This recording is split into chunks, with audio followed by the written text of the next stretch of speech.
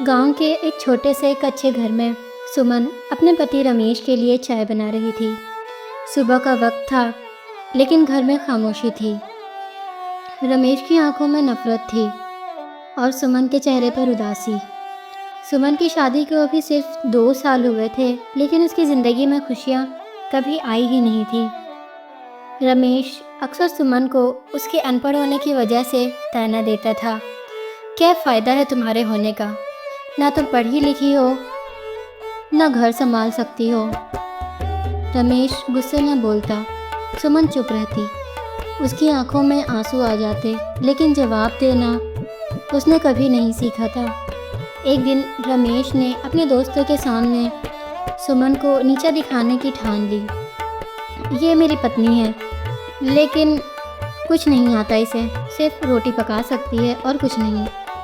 अनपढ़ है, इसलिए इसकी कोई इज्जत नहीं करता, रमेश ने ज़ोर से कहा। सुमन का दिल टूट गया। उसने सोचा था कि शादी के बाद उसकी ज़िंदगी बदलेगी, लेकिन यहाँ तो सब कुछ उल्टा हो गया था। धीरे धीरे रमेश की नफ़रत और बढ़ने लगी और एक दिन उसने सुमन को तलाक दे दी। सुमन बेहोश सी हो गई। उसकी माँ ने उसे संभाला, लेकिन उसकी आंखों में ज़िंदगी की रोशनी बुझ गई थी।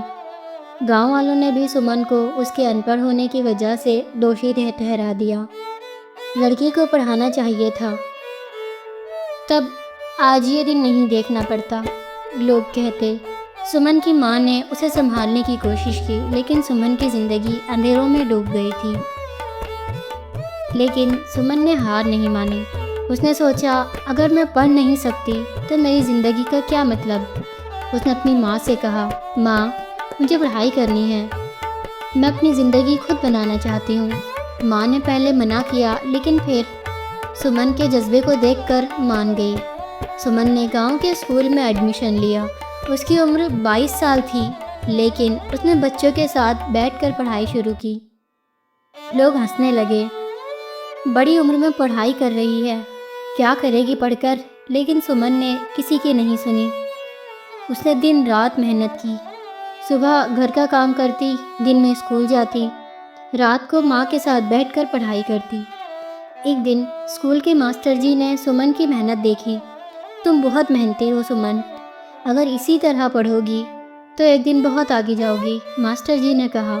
सुमन के चेहरे पर पहली बार मुस्कुराहट आई। उसने सोचा, मैं अपने आप को साबित करके दिखाऊंगी।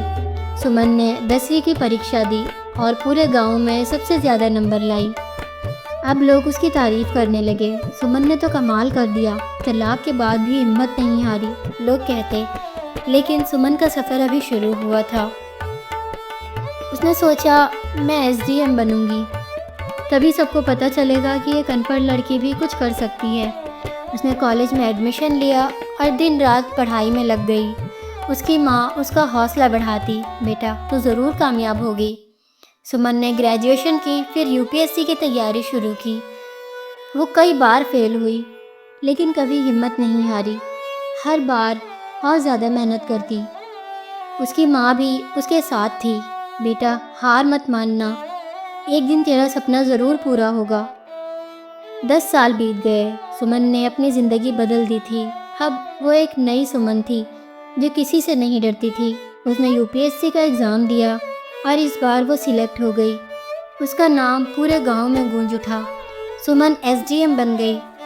अब सुमन अपने गांव वापस आने वाली थी, एक नई पहचान के साथ। उसकी आंखों में अब खौफ नहीं, सिर्फ जज्बा था। उसने सोचा, अब मैं अपने गांव की लड़कियों को पढ़ने के लिए प्रेरित करूंगी। किसी को भी अनपढ़ होने की सज़ा नहीं मिलनी चाहिए। 10 साल बाद सुमन एक सफ़ेद जीप में अपने गांव आई। उसके साथ पुलिस वाले थे और उसकी पहचान अब एक SDM की थी। गांव के लोग उसे देखकर हैरान हो गए। ये तो वही सुमन है जिसे रमेश ने तलाक दिया था। लोग आपस में बात करने लगे। सुमन ने सबसे पहले अपने घर जाकर माँ को गले लगाया। माँ की आंखों में खुशी के आंसू थे। बेटा तूने तो कमाल कर दिया, माँ बोली। सुमन ने माँ का हाथ पकड़कर कहा, माँ ये सब आपकी दुआओं का असर है। गांव के स्कूल में सुमन चीफ गेस्ट बनकर गई। उसने बच्चों को समझाया, पढ़ाई की ज़िंदगी का असली गहना है। लड़की हो या लड़का, सबको पढ़ाई का हक है। उसकी बातों से बच्चे प्रेरित हुए। एक दिन सुमन को एक केस की सुनवाई करनी थी। केस था रमेश का। रमेश अब भी गांव में रहता था, लेकिन उसकी ज़िंदगी बर्बाद हो चुकी थी। उसने दूसरी शादी की थी, लेकिन घर में सुख नहीं था। उस पर इल्ज़ाम था कि उसने अपनी दूसरी पत्नी के साथ भी मारपीट की है। सुमन ने कोर्ट में रमेश को देखा। रमेश ने सुमन को पहचान लिया, लेकिन उसकी आंखों में शर्मिंदगी थी।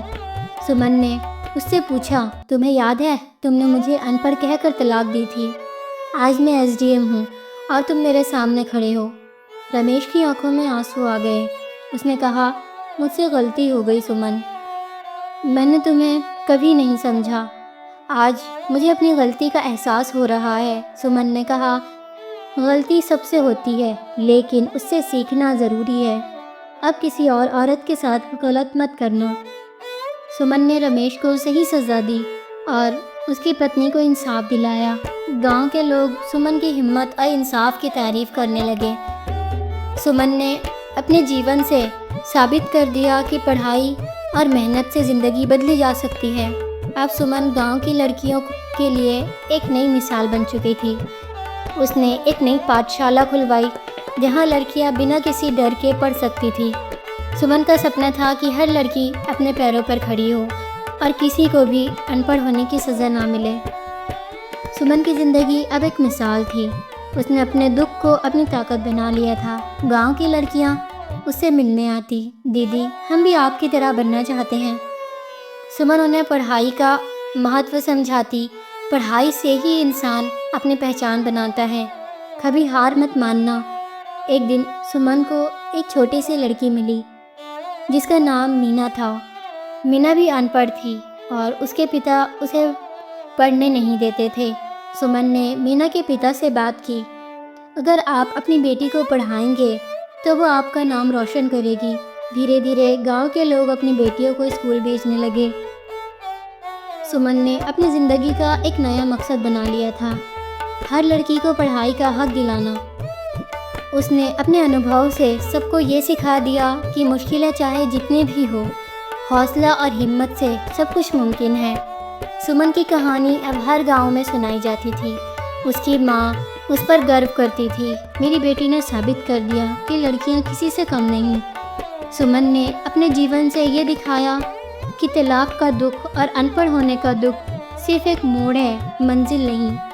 सुमन अब भी रोज़ सुबह स्कूल जाती, बच्चों को प्रेरित करती और उन्हें सपने देखना सिखाती। उसकी ज़िंदगी अब एक नई उड़ान थी, जिसमें सिर्फ उम्मीद, हौसला और मेहनत थी। सुमन की कहानी यहीं ख़त्म नहीं होती।